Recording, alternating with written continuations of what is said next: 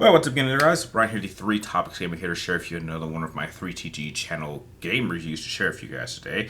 This time after well over a month and a half of trying to beat this game because of my crazy schedule, I was finally able to beat Star Wars Jedi Survivor. I was able to beat it this morning, and now I can give my review and share my thoughts on what I thought on this sequel to what I thought was easily one of the best Star Wars games that I played in a very long time in the form of Star Wars Jedi Fallen Order.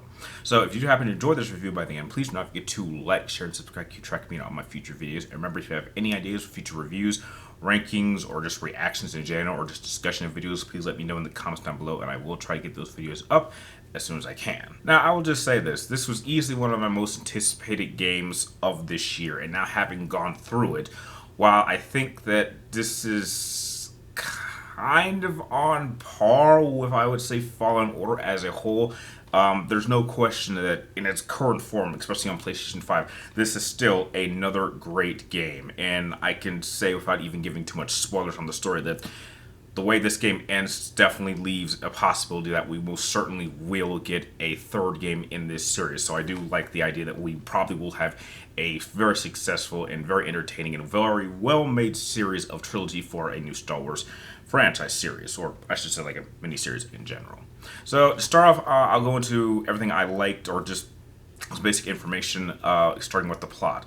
Now, I believe the story for Jedi Survivor takes place about 5 years after the events of Fallen Order, and since then, the crew of the Mantis have all kind of gone their own ways and are working on different projects. So you have Marin, who's kind of exploring the galaxy, trying to just do a little bit of exploring. You have Grease, who's kind of on a certain planet, who's working at a bar. You have Seer, who is actually building up a library for the Jedi. But the most proactive character is by far Cal Kestis, who has actually been actively fighting against the Empire and has actually been building his own crew in order to go on several missions. And after a very, very costly early mission at the very beginning of the game, Cal Kestis then lands on a newer planet that we spend a lot of time on, and he finds out that there is a planet called Tanalorr, I believe, that is located in a section of the galaxy that isn't accessible easily. Therefore, he believes that he can use Tanalorr as a hidden planet or a new home to rebuild the Jedi Order.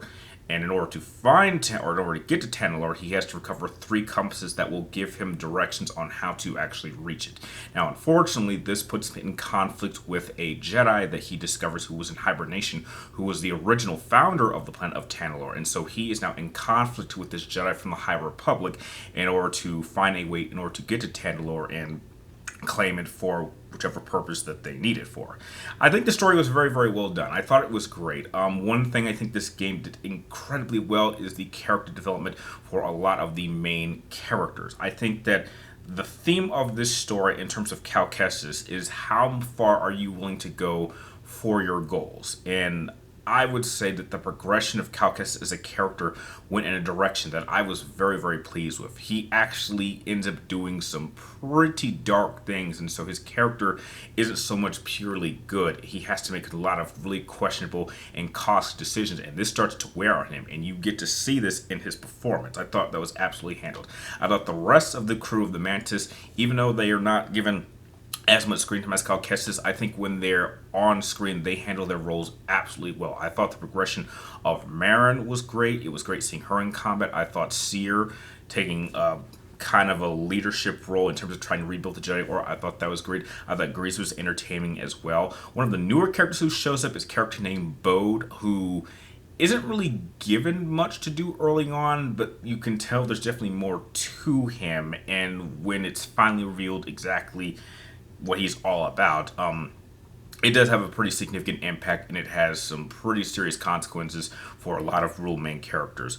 When it comes to gameplay, it plays very, very similar to Jedi Fallen Order. It's just greatly expanded upon. Combat's been expanded, explorations have been expanded. I think my only complaint with the gameplay is the rate of traveling between different planets. I think it got a little bit annoying. Now, it's not to say that you didn't travel between multiple different planets in Fallen Order, but it's just the fact that you're limited to really only 3 locations for, I would say, like 85% of this game. There's only like 3 locations that you really will be traveling between, and that is between Jeddah.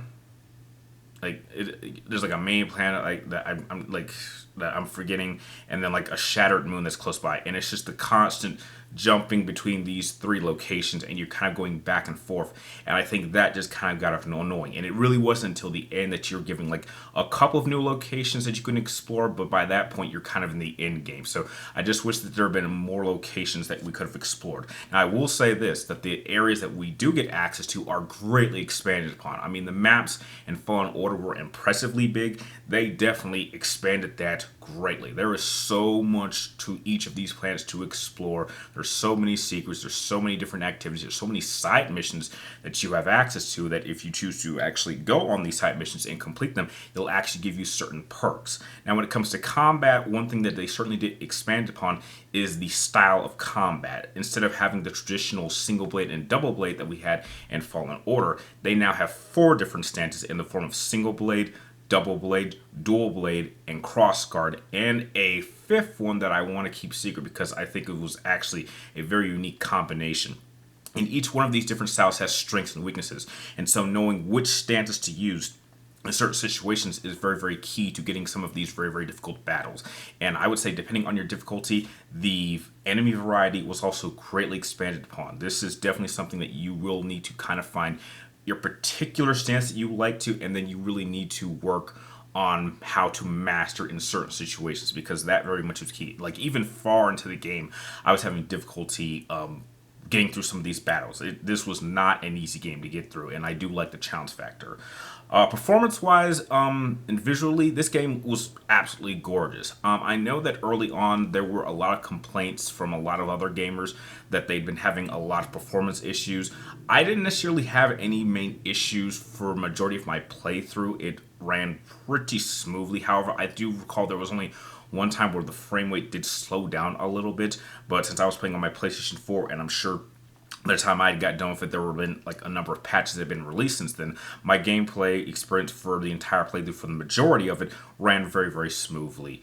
Another thing I really liked was the music. The music was great. I mean, you can't really complain about music in Star Wars content. It's typically very good, and I think that the music here also enhanced a lot of the bigger moments. There were definitely some moments here that I got a little bit emotional. There were definitely some major action set pieces that were just very impressive to play through and witness, and it ended up, again, just being another great overall adventure game in the Star Wars franchise, despite the fact that I think that Star Wars, this Disney era of Star Wars has been very, very flawed in terms of, their movies and their TV shows. But I think that when it comes to like these games that I feel are very, very different in terms of quality, they very much are the high point and really only the few high points of this Disney Star Wars era. So I would say overall, if you really did have a fun time playing Star Wars Jedi Fallen Order, you're going to have a fun time playing Jedi Survivor. But I do think that since I am a little bit, I do kind of like to judge sequels a little bit harder from the original. I kind of feel like despite them making a number of improvements and expanding a number of gameplay elements and story elements, they're just I think that the story and pacing is a little bit unbalanced, and because of it, it's a little bit less focused. I think the jumping between planets got a little bit annoying after a while, and so that kind of brought my experience just a little bit down. But overall, this was still a great game. So if I had to give Star Wars Jedi Survivor a rating, I think the highest that I give it is an 8.5. Again, if you had a blast playing Fallen Order, then you're going to have a blast playing Jedi Survivor. It's going to be a great game to add to your collection, and I can't wait to see where the story goes when the 3rd game eventually does come out, hopefully within this current console generation.